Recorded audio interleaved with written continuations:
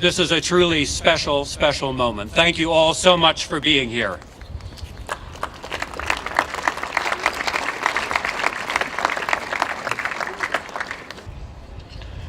We in Massachusetts are committed to this cause, to honoring and comforting the victims, survivors, and descendants of the Armenian Genocide, to upholding justice and the truth of those tragic events, and to preventing the recurrence of genocide anywhere in the world.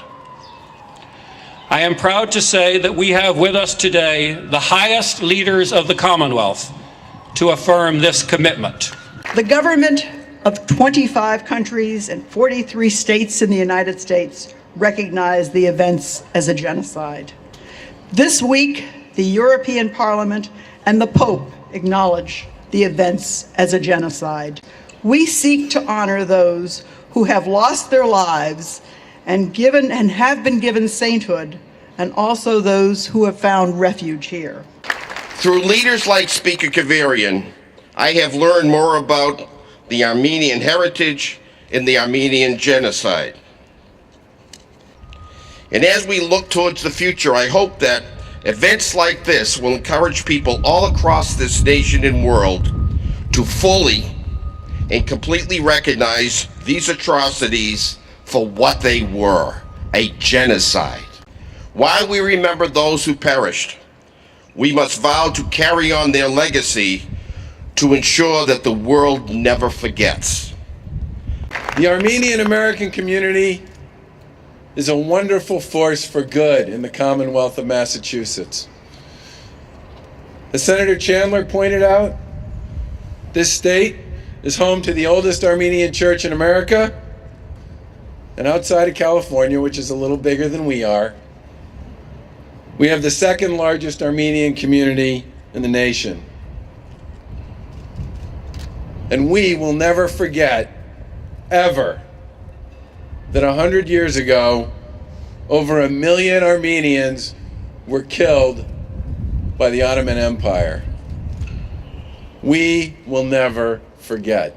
And today we have a chance to reaffirm our record on the Armenian genocide, as Massachusetts and 42 other states have already done. I'm proud that our state continues to stand firm on this issue and educates our students about the history of the Armenian genocide in public schools through the Facing History curriculum.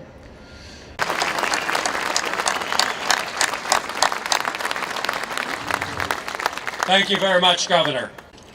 As my good friend and colleague said, my name is David Meridian, and I have the privilege of being the state representative of the towns of Grafton, Northbridge, and Upton, which has many Armenians, like myself and like most of you, in our communities.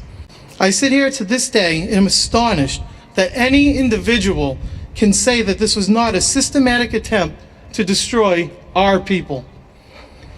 However, I am proud to say that Massachusetts recognizes the commencement of this genocide every year, and none more fitting than this, the 100th anniversary.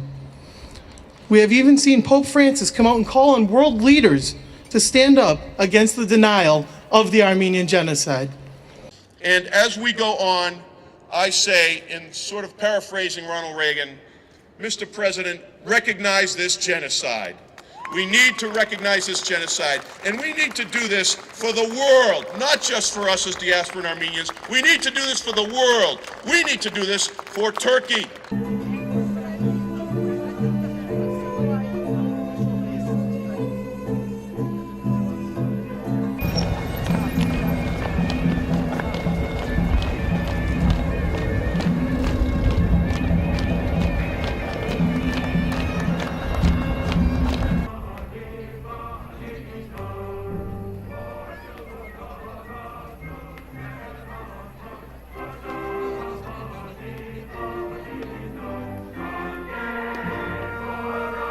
Keep two back in case you need it. So now you have another one. I'll make sure you I welcome you all, Armenians and non-Armenians alike, to today's commemoration here at an Armenian Heritage Park.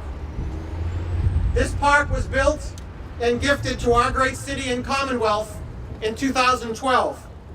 by the Armenian American community of Massachusetts as a way of saying thank you for the opportunities afforded those who survived the genocide and made their way up to America to seek higher education, new opportunity for their families, and the freedom to worship in their own faith. It's good to be back on this hallowed ground with all of you. My hope today is that as we acknowledge the genocide of Armenians 100 years ago, we also, as Jim so beautifully put it, celebrate your and their resilience.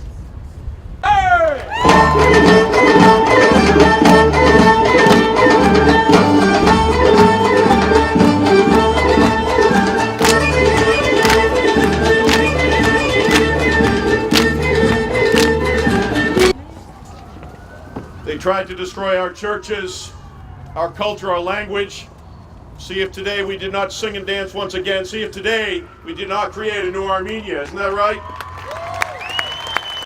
James, I want to thank you and everyone at the Armenian Heritage Foundation.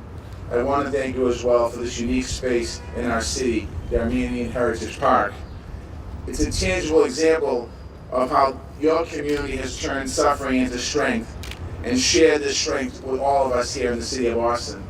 But this wall of denial is cracking. When the Pope and the European Parliament and Austria and Germany and newspapers around the world are calling on Turkey to finally come to terms with its own history, we see what the reaction is. From Turkey, we see President Erdogan stomping his feet, recalling his ambassadors, and having his prime minister call the Pope part of an evil front.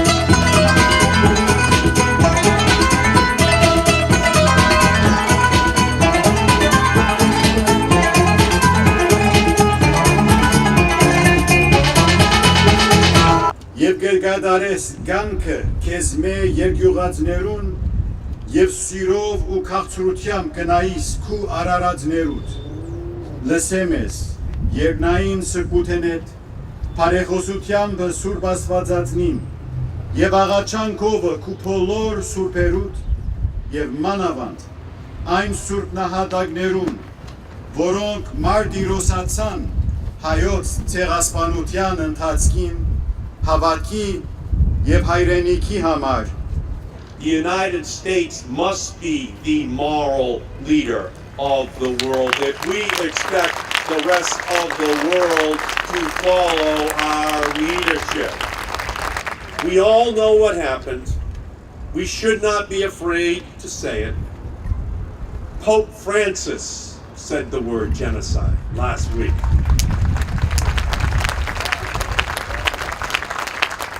The Germans and the Austrians have said the word genocide. Those who were the perpetrators of the Jewish genocide say it is important for all to recognize what happened in Armenia.